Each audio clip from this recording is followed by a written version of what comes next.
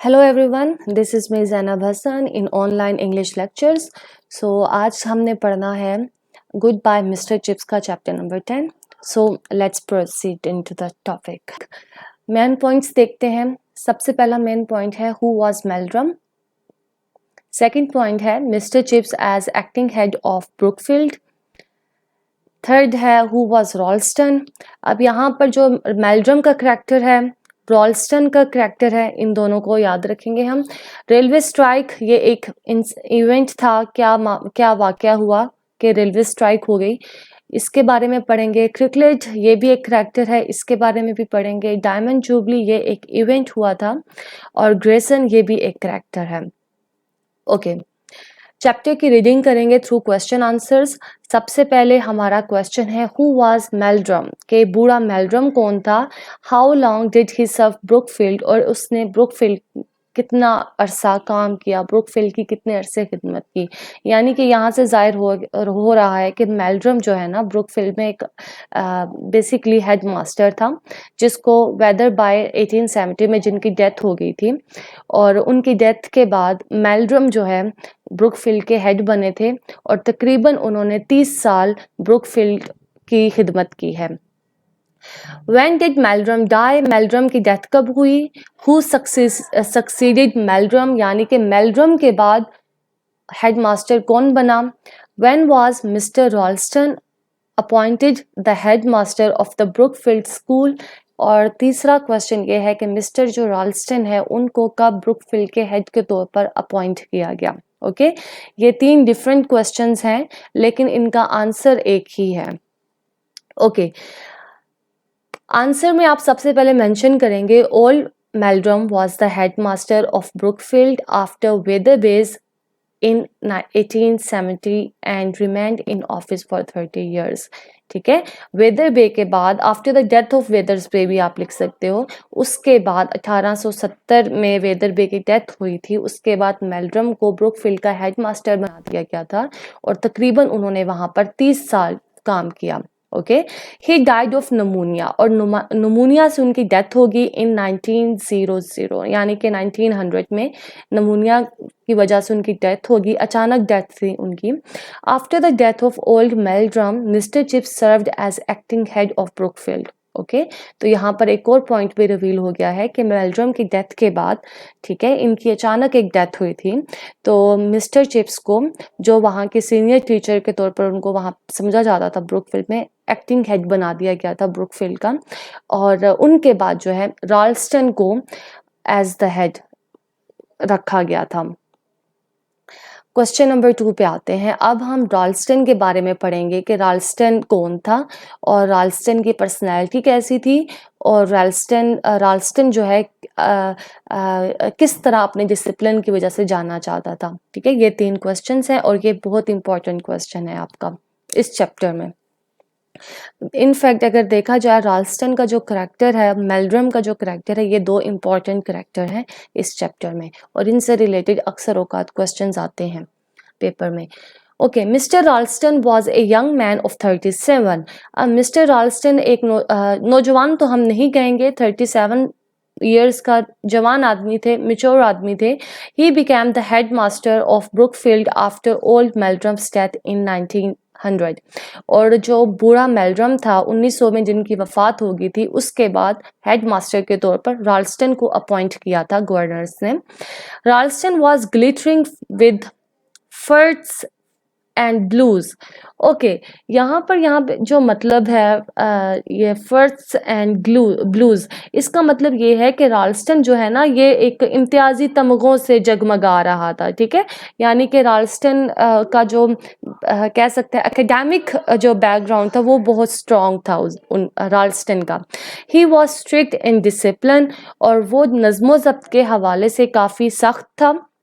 Ralston could reduce the big hall to silence by the mere lifting of an eyebrow.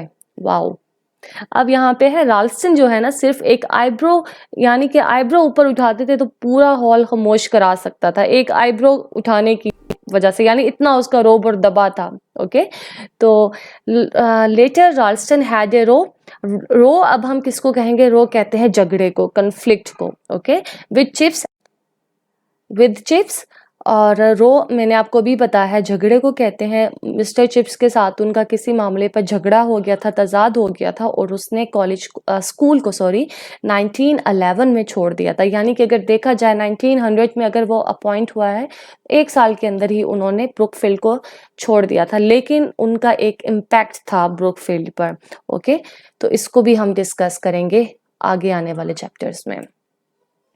Okay, who was Mister Jones and what was his duty?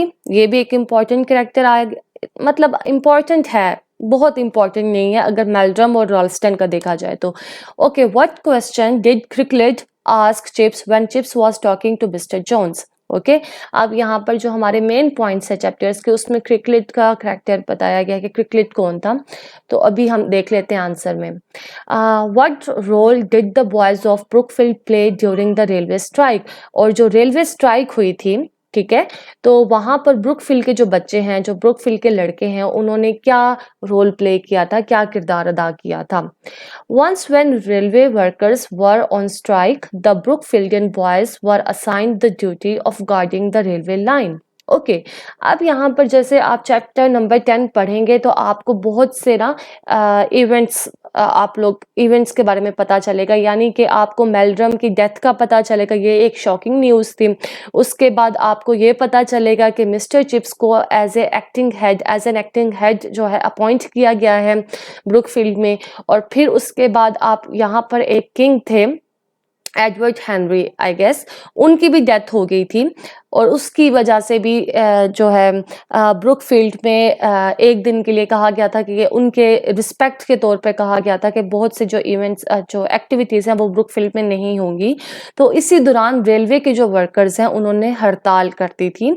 तो जो Brookfield के students हैं, और उस वक्त ना एक चीज़ याद रखनी, जब रेलवे के वर्कर्स ने हड़ताल की थी तो ये जो इस हड़ताल को निपटने के लिए ना फौज ने इंतज़ाम संभाल लिया था। तो जो ब्रुकफील्ड के बच्चे हैं उन्होंने अपना रोल क्या प्ले किया था, उनको ना हिफाजत के तौर पर, यानी कि जो रेलवे लाइंस हैं, ट्रैक्स हैं, हिफाजत के तौर पर उनको वहाँ पे असाइन किया गया था, उनकी ड्यूटी वहाँ पे लगाई गई थी ताकि वो रेलवे लाइंस की को गार्ड करें ताकि कोई तोड़ फोड़ ना हो जाए। ओके, तो इस सेंस में ये बात है। At that time soldiers drove the trains, और वो कहता है कि जब रेलवे के जो मुलाजमीन हैं उन्होंने हड़ताल कर दी थी तो उस टाइम पे जो सोल्जर्स हैं, जो फौजी हैं, उन्होंने जो है ना रेलगाड़ियों का जो निज़ाम है वो संभाल लिया था। One day Chips was talking to mister Jones. Okay, जो मिस्टर जोन्स है ना वो ही रेलवे के जो एक वर्कर थे, जो स्ट्राइकर थे ना, उनमें से जो वर्कर्स थे उनमें से एक वर्कर थे जिन्होंने स्ट्राइक की हुई थी, हड़ताल की थी। और मिस्टर चिप्स जो है मिस्टर जोन्स से बात कर रहे थे, ठीक है। Who had the charge of the signal box, जिनका सिग्नल बॉक्स में इंचार्ज थे, कौन? Mister Jones. ओके, अब एक स्टूडेंट था जी क्रिकलेट, वो जब मिस्टर चिप्स के पास आता है तो वो ना मिस्टर चिप्स से ऐसे बात करता है, ऐसे बात करता है जैसे स्ट्राइकर्स के बारे में, जो रेलवे के वर्कर्स हैं उनके, वो जो स्ट्राइकर्स हैं उनके बारे में ऐसे बात कर रहा होता है जैसे कि जैसे कि वो किसी जानवर के बारे में बात कर रहा है कि वो जो जानवर है वो रेलवे लाइन पर आकर तोड़ फोड़ ना कर दे या हमला अटैक ना कर दे। तो ठीक है, तो साथ ही मिस्टर चिप्स, एक आदमी उनके साथ खड़ा होता है, मिस्टर चिप्स उनसे बात कर रहे होते हैं। तो मिस्टर चिप्स उस बच्चे को कहते हैं कि क्या तुम उन स्ट्राइकर में से एक शख्स से मिलना चाहोगे? तो वो बच्चा जो क्रिकलेट है बड़ा हैरान होता है कि मिस्टर चिप्स जो है ना मिस्टर जोनस से बात कर रहे हैं, और वो मिस्टर जोनस को एक किस्म का अपना दुश्मन समझ रहा होता है। हालांकि फिर वो मिस्टर चिप्स बेसिकली एक ऐसे इंसान होते हैं जो अपने मुल्क से सिर्फ मोहब्बत करते हैं और लोगों से जो है नफरत नहीं पालते, बुग़्ज़ नहीं पालते। ये करैक्टर मिस्टर चिप्स का दिखाया गया है। Okay, Chips asked him if he would like to meet Jones. अब मिस्टर चिप्स ने क्रिकलेट को कहा था कि क्या तुम जो है जोनस से मिलना चाहोगे, जो एक स्ट्राइकर था, who was in charge of the signal box. Okay, तो ये सब बात है, ये आपने ये इस तरह का जब क्वेश्चन पूछा जाएगा तो आपने ये बात मेंशन करनी है। अगला जो क्वेश्चन है जो डायमंड जुबली है, सॉरी, उसके हवाले से है। Okay, where did Chips and Katherine celebrate diamond jubilee? Okay, ये भी एक इम्पॉर्टेंट क्वेश्चन है। What did Chips remember about the diamond jubilee of Queen Victoria? Okay, Queen Victoria came to power in Queen Victoria जो है 1837 में power में आई थी। आफ्टर 60 ईयर्स ही she celebrated the diamond jubilee, और उन्होंने डायमंड जुबली सेलिब्रेट की on the diamond jubilee of Queen Victoria in 1897। Okay, there was whole holiday at Brookfield. Brookfield में मुकम्मल तातील थी। Chips to Katherine to London and see the procession, और mister Chips ने वो कैथरीन को साथ लेकर जुलूस उनको दिखाने के लिए ले गए थे। प्रोसेशन यहाँ पर हम यहाँ पे जुलूस को कहेंगे। वो लंदन ले गए थे कैथरीन को। The queen Victoria was sitting in her carriage like some crumbling wooden doll. Okay, मलका जो विक्टोरिया थी वो अपनी बग्गी में किसी क्रम्बलिंग जो है ना लकड़ी की गुड़िया की तरह बैठी थी, और she symbolise things that were nearing an end. तो वो एक ऐसी चीज़ों की अलामत थी जो अपने खात्मे के करीब हो।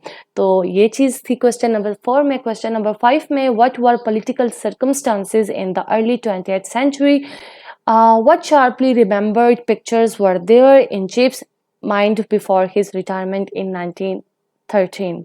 ओके, अब यहाँ पर आप जैसे जैसे अब ये आप क्वेश्चंस पढ़ रहे हैं, तो आप अगर इनका प्रीवियस जो चैप्टर्स हैं उनके क्वेश्चन से कंपैरिजन करें तो आपको मालूम होगा अब जो नॉवल है ना हमारा, अब मिस्टर चिप्स की पर्सनल लाइफ से हट के ना थोड़ा सा उनकी प्रोफेशनल लाइफ और उनकी जो सोशल सराउंडिंग्स थी ना उसके बारे में बताया जा रहा है कि मिस्टर चिप्स उन हालात में उस वक्त इंग्लैंड के क्या हालात थे, ठीक है, कौन पावर में था, और जंग का एलिमेंट आ रहा है आगे। जैसे हम देखेंगे मिस्टर चिप्स जंग के खिलाफ हैं या जंग के हक में है, इस तरह के क्वेश्चंस डिस्कस होंगे, ठीक है। तो अब थोड़ा सा ये वॉर का एलिमेंट आ रहा है, अब थोड़ी सी कह सकते हैं कि एक शिफ्ट हो रहा है इंग्लैंड के हालात में, चेंज, इंग्लैंड के जो हालात हैं वो चेंज हो रहे हैं।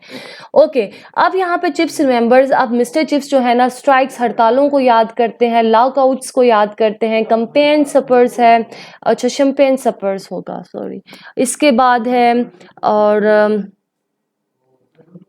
Chinese labour, unemployment marchers, tariff reforms and home rule for Ireland, इस तरह के जितने भी अर्ली 20th में पॉलिटिकल सर्कमस्टांसेस थे, ठीक है, जो चेंजेस हुए थे वो मिस्टर चिप्स याद करते हैं। यानी कि मिस्टर चिप्स को हड़तालें याद आती हैं, जो तालाबंदियां थी वो याद आती हैं, जो शैंपेन डिनर सपर्स हैं वो याद आते हैं, जो चाइनीज़ लेबर्स मजदूर हैं उनको याद करते हैं, बेरोज़गार मार्च करने वाले हैं, फिर इसके बाद टैक्स के निज़ाम में इस्लाहात हुई थी, और आयरलैंड के लिए खुद मुख्तार हुकूमत की डिमांड, ठीक है, ये सारी चीज़ें मिस्टर चिप्स याद करते हैं। ये पॉलिटिकल चेंजेस थे 20th century में। Okay, he remembered Ralston's announcing the death of King Edward VII, और जो किंग एडवर्ड VII थे उनकी डेथ हो गई थी और राल्स्टन ने उसको अनाउंस किया था, और मिस्टर चिप्स उस इवेंट को भी याद करते हैं।